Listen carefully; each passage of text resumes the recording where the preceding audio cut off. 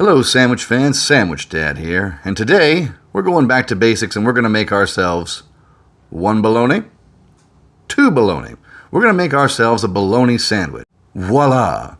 Now, there's always the debate whether you make a fried bologna sandwich or a cold bologna sandwich. I kind of prefer the cold bologna, but there is of course something to be said about a nice fried bologna sandwich as well. Whichever your preference, I recently found an interview with Alton Brown where he said, why not do both?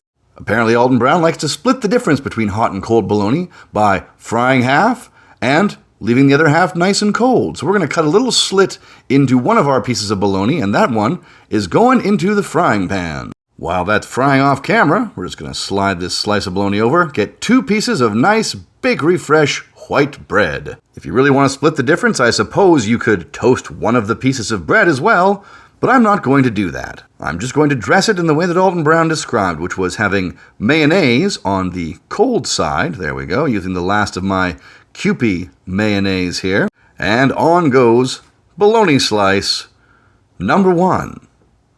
Ta-da! Next, we'll check on our hot bologna. There it is, starting to curl up a bit on one side, so we're going to put cheese on it to tamper it down. There was no cheese in Mr. Brown's recipe, but I'm not having a bologna sandwich without cheese.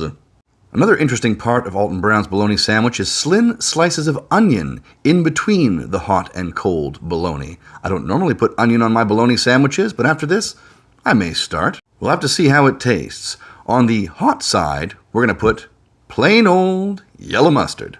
And that's pretty much it. Next, we're just going to get our nice fried bologna with melted processed cheese.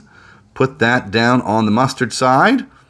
Okay, hot side, cold side. Only one thing left to do. Close it up. Sorry, I was just kidding. There's actually 2 things left to do because I still have to, you know it, cut diagonally and, wait for it, reveal Alton Brown's hot and cold bologna sandwich. Slightly different because I did add cheese, which he does not do, but looks like a perfectly good bologna sandwich cross-section. But what will it taste like?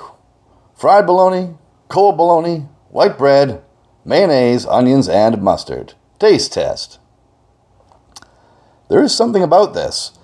It almost tastes more like a bologna sandwich than a bologna sandwich should. The 2 flavors, because fried bologna has a different flavor than, I guess, raw bologna, unfried bologna, but they are really good together. The contrast of the 2 kind of makes it more than the sum of its part. And the onion as well, pretty nice. Might start doing that to my bologna sandwiches. That Alton Brown knows what he's talking about. I'm going to make this again.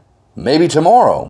I secretly do make a lot of bologna sandwiches because when I make bologna sandwiches, I don't feel guilty about not filming them. But this Alton Brown recipe, definitely worth the effort. I think you should try it. Sandwich Dad,